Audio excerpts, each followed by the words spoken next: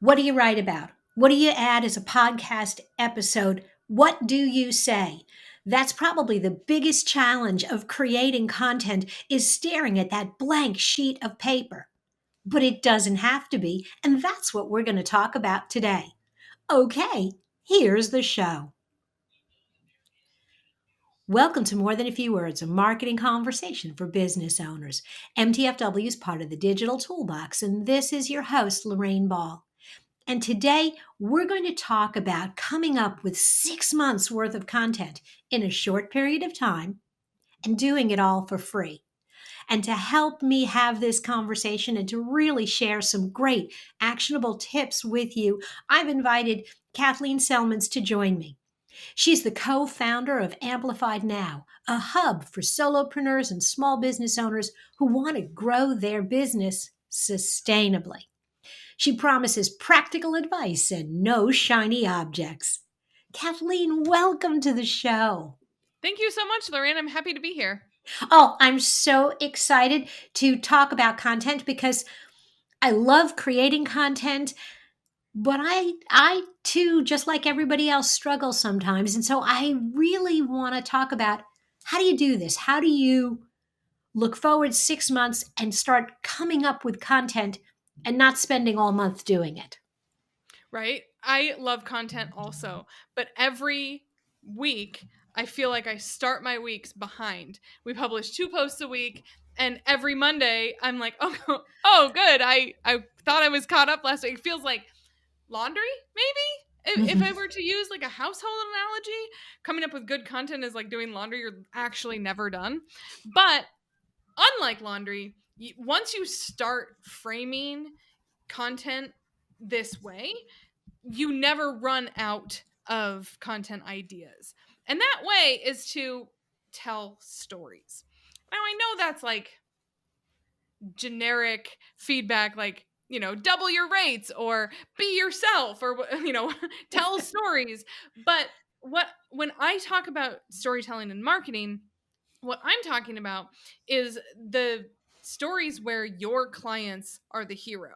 So in The Hobbit, the story is about Frodo, but Gandalf is the real hero. Let's be honest. Without Gandalf, the story doesn't work. Without Gandalf, there is no transformation. He never finds the ring. He never goes and battles those demons, and none of that happens. And so when we think about for our businesses, we are Gandalf, not Frodo. I love that analogy. I'm just enough of a geek to really appreciate the reference.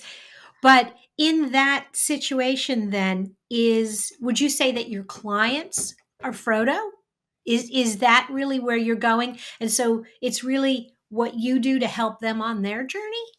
Yes. So when you're telling stories, even it's so easy to say this as a coach, right? If there are coaches listening to this, obviously you're knee deep into your clients' stories. But even if you're not a coach, the transformation is the important thing. We can learn a lot about content and transformation stories from the diet industry because they sell before and after pictures better than anybody else, right? No, you're not ever buying a restrictive diet and 500 push-ups a day. You're buying the transformation. You're buying the sexy after picture.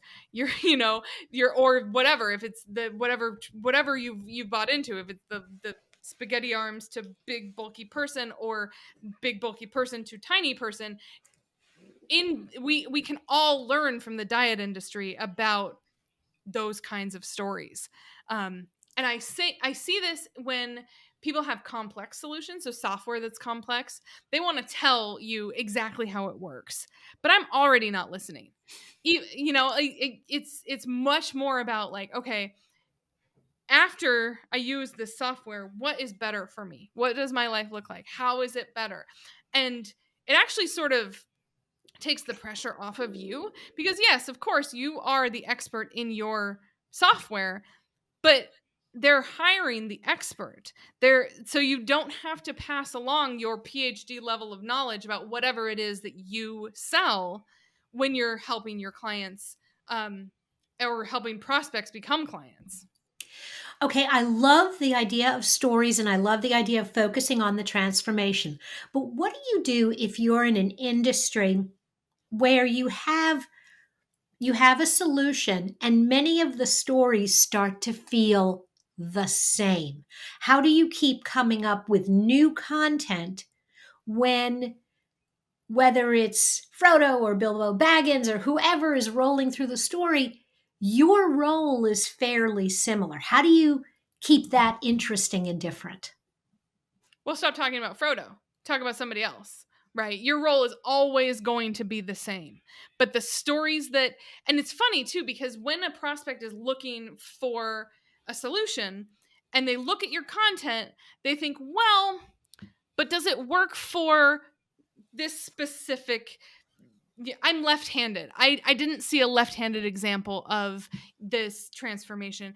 And then so then you tell a story about a left-handed person who comes, that's a silly example, but the more stories you tell about more different kinds of people, will this work for Fortune 500? Will this work for high tech? Will this work for the retail industry? The more different types of people you can talk about, the better it is, because again, you should be sick of your story because you're not telling it, right? Your story about your process, your software, your solution, your product, your service, whatever it is that you sell, that's not the interesting part. What the interesting part is what's in it for the Frodos of the world. And you're right, like you come to Lord of the Rings and you think, well, I'm not a hobbit. you know, like I'm a human. How can this possibly help me? So then it becomes Gandalf's job to tell stories about other people he's helped with his wizardry who weren't in the Shire. Or Okay, so we have beat the Hobbit analogy to death, and I can definitely see how a lot of industries can use this. And would you even say that this could work for something as repetitive as home services? Can you still make your customers heroes, even if you're doing something like being an electrician or carpet or HVAC, let's say? Sure, because let's use the carpet example. The problem that you as a carpet company solve is not just replacing old dirty carpets, but helping people with the hassle of actually having that done. So, what you do is you tell a story about somebody who called you on a Monday and had a brand new house by Friday afternoon, and how easy it was for them and how seamless the transition was. You definitely don't have to say you have 5,000 different carpet samples. That nobody cares about that. They're like, huh, so if I called you on a Monday, I could have a new house basically by the end of the week for the following weekend. All right, I want to learn more. So all of those, every time you help somebody, and especially like in a repair situation, if you're an electrician and you go, it's biblical, right? You go somewhere and you're like, let there be light. Here we are.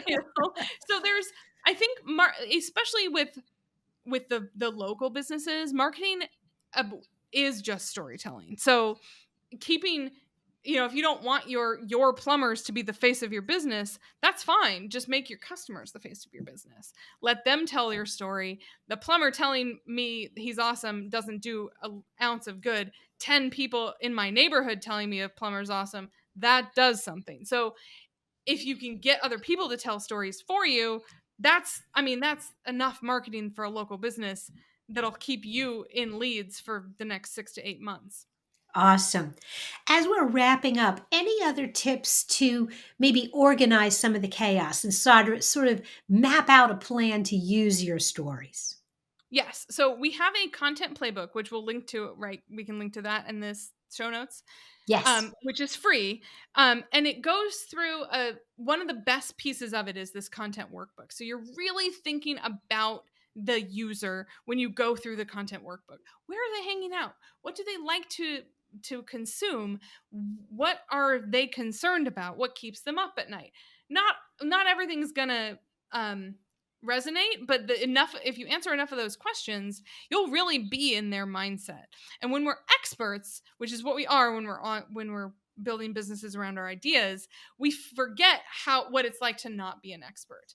So we instead of dumbing it down, we have to remember that our person is a person, and that especially on this and the small and micro level, people do business with people, absolutely. And so I'd love to show that to you. I'd love to give you a content calendar and a content workbook and a content. There's a whole bunch of things in this mini content playbook that will help you generate a ton of ideas for creating content weekly for the next 6 months. Awesome. Well, I'm going to encourage all of you to check out. We'll have a link in the show notes so you can learn more from Kathleen at Amplified Now. Kathleen, thank you so much for being a part of the show. Thank you so much, Lorraine. If you've enjoyed today's conversation, if you'd like to find other resources for your business, be sure to check out thedigitaltoolbox.club. Look for MTFW wherever you listen to podcasts. This has been another episode of More Than a Few Words. Thanks for listening.